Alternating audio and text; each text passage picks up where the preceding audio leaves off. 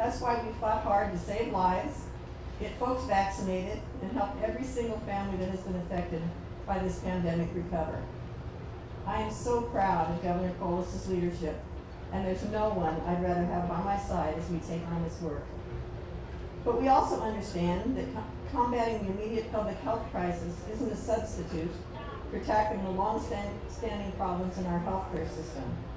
That's what we've been working on to do since day one of our administration.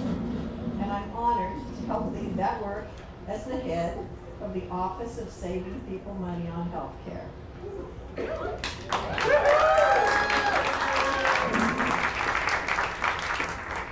It may not be the catchiest name, but we wanted to make it clear as the day of what our priority is, and we're making so much progress.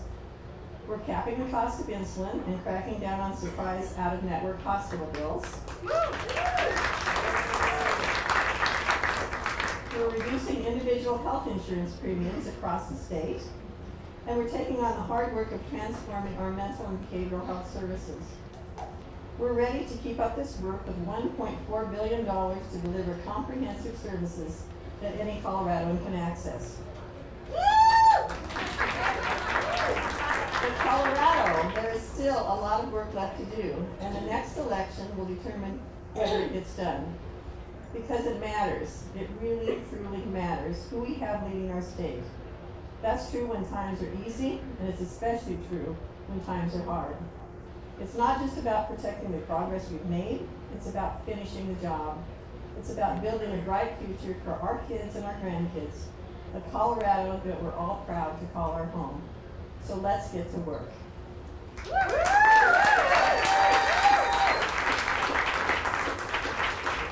And now it's my pleasure to introduce our next speaker. He's a strong leader for Colorado. He's pragmatic. He's also an incredible friend to me. And so please welcome Governor Jared Polis.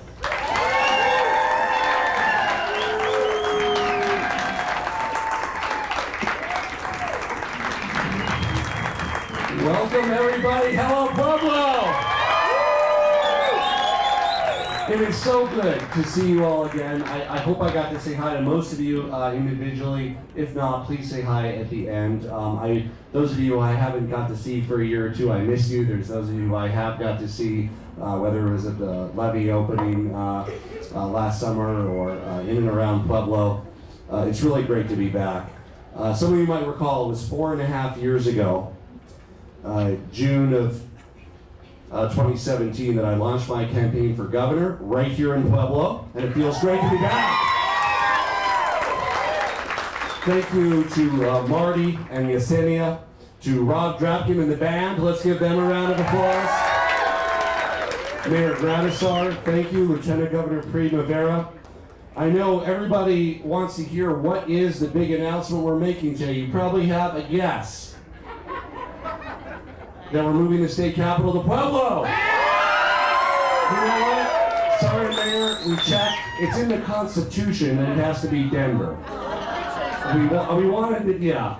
But we have the second best piece of news to that here tonight.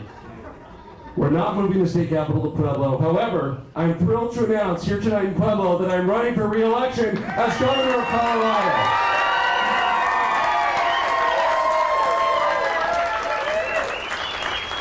And, you know, I don't even know if Marty knows this, because I launched my campaign formally June 12th, 2017 at Solar Rose Coffee right here in Pueblo. But the evening before, that was a Monday morning, the evening before, June 11th, I actually launched it online at Reddit at a cubicle right here at Brews. Did you know that? So I launched it online at like 11 o'clock at night right here, and then the next day publicly.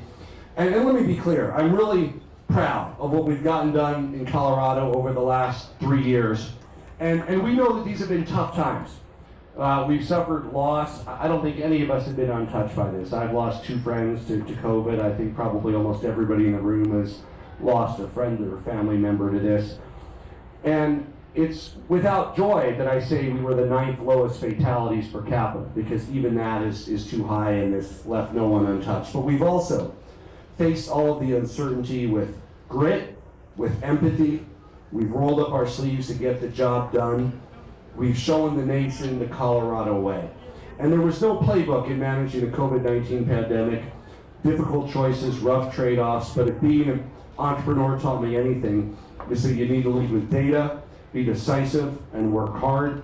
So when we talk about the fact that we have a lower death rate, fewer state restrictions, a higher vaccination rate, faster recovery than most states, we also know that we've reopened our schools and businesses ahead of many other states, but we also didn't let the pandemic hold us back from achieving important things to make Colorado more livable. Historic investment to get our kids the best education possible in our schools.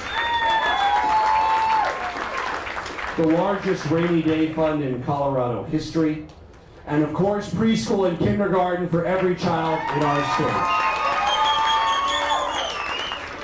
And we got these things done because here in Colorado, we're resilient, we're pragmatic, we work relentlessly because we know that brighter days are ahead. And for that, I want to take a moment to say thank you. Thank you to everyone who's here in the room today and how great it is to see you, to people joining us remotely across Colorado. It was just down the road where I launched my campaign 4 years ago, and it's fair to say I came into office with a really long to-do list. In fact, at the time, sometimes my Republican opponents would attack me for being unrealistic or too ambitious or not being able to get things done. There was a lot of skepticism that we could get done everything we said. But fast forward to today, and we made a lot of progress on exactly what I said I would do when you hired me to be your governor. Opportunities like saving people money on health care. We delivered with a reinsurance program that saves people 24% on their insurance premiums here in Pueblo, for everybody who doesn't get their insurance through their employer. We capped the cost of insulin at $100 a month. We're cutting taxes and fees to make Colorado more affordable, and we're following in Pueblo's direction, which was the first city in Colorado to commit to 100% renewable energy.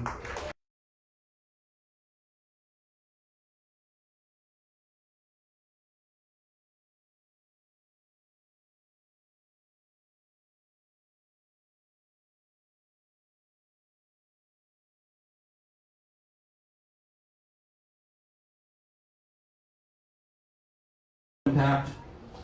And it didn't happen by accident. There's been hard choices and hard work along the way, and I'm proud of what we've done together. Those of us in this room, those of us joining virtually. But our work is far from over. We know that Coloradans are feeling a lot of pressure from inflation and costs, mental health challenges that have only gotten worse, crime. It feels like the price of everything's gone up. But my commitment to you is this. I'm working every day to save Coloradans money, help people hold on to more of their hard-earned money, and move us towards a brighter future for Southern Colorado and for the whole state. And we're going to tackle these challenges the same way we've tackled everything the last 3 years, taking an innovative approach, a pragmatic approach, doing what works for Colorado.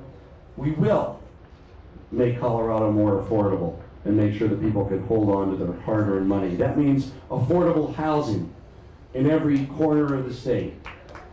It means creating good jobs in every community from Sterling to Durango to Grand Junction, and of course supporting our small businesses. We'll protect ourselves from the threats of climate change while growing our clean energy economy and good green jobs.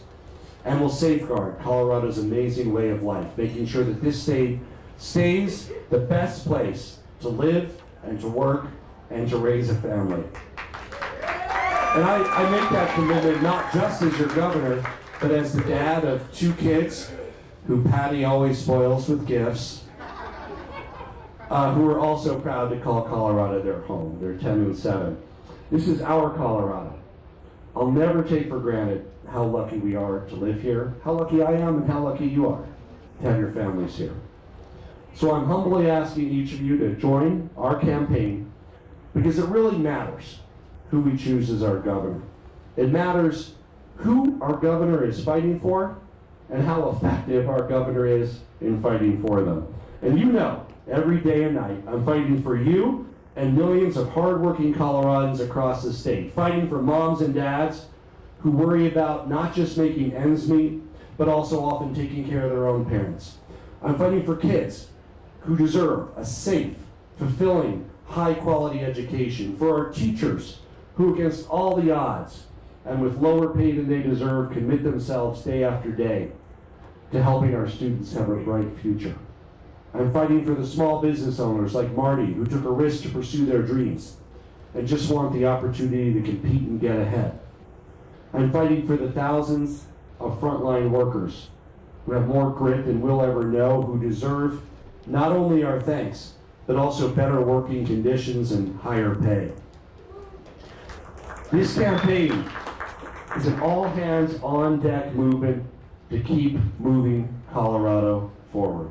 Join us if you're ready to build on the progress of the next 3 years. Join us if you're ready to fight for a future where Colorado families can afford a great place to live and to enjoy all that Colorado has to offer. Join us if you believe, as I do, that Southern Colorado and all of Colorado's best days are still ahead. You all know that while we've made some great steps over the last few years, including starting next year, preschool for every child, already kindergarten, reducing the cost of a state park pass for annual pass from $84 so it'll be under $40, so folks can go to Lake Pueblo at half the cost for their family all year long. And our newest Southern Colorado State Park at Fisher's Peak, if you haven't been, check it out. It's pretty cool. We've got a lot of work to do, and we can build a future that every Coloradan can be proud of. I am so grateful for your friendship, for your support, for your prayers. I'm grateful for each and every one of you that are here tonight and those that are watching online. Everything that you are doing to join us in this vision of moving Colorado forward, a Colorado for all. Thank you, God bless you, and God bless the great state of Colorado. Let's do it.